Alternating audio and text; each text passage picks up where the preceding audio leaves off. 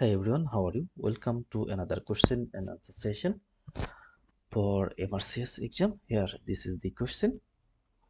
Which of the structure listed below is not content of the carotid sheath? So it is one of the direct question that which is not content of the carotid sheath. That means the structure which is not located within the carotid sheath. Here the options are internal jugular vein, internal carotid artery, vagus nerve, recurrent laryngeal nerve, and common carotid artery. So we have to find out the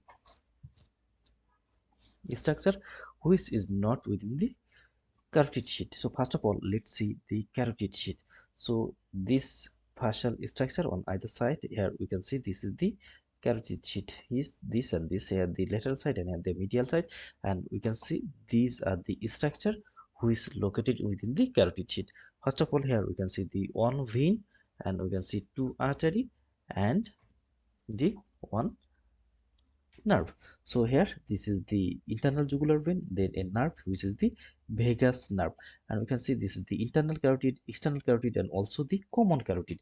So the branches of the common carotid, such as the internal carotid, actually internal carotid, external carotid, it leaves the carotid sheath just origin. Actually it occurs just after origin, it goes outer. So external carotid usually not the content of the carotid sheath. So here we can see this is the internal carotid artery, cranial nerve 10 which is vagus nerve, common carotid artery, and internal jugular vein. So they are the content of the carotid sheath. In this picture we also can see this is the carotid sheath and the same structure: internal carotid, common carotid, internal jugular, and vagus nerve.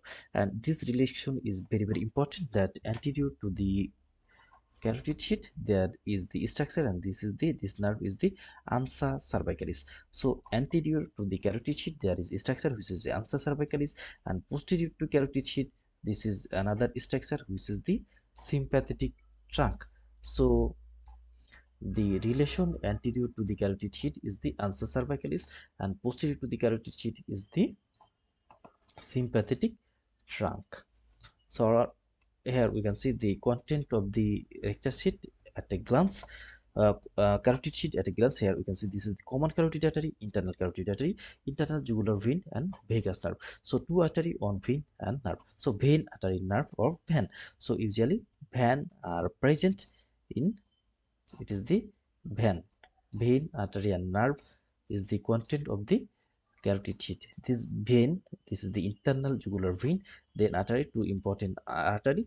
One is the internal carotid, another one is the common carotid, and nerve. This nerve is the cranial nerve 10, which is the vagus nerve. So here we can see the recurrent laryngeal nerve. It is not a content of the rectus sheath.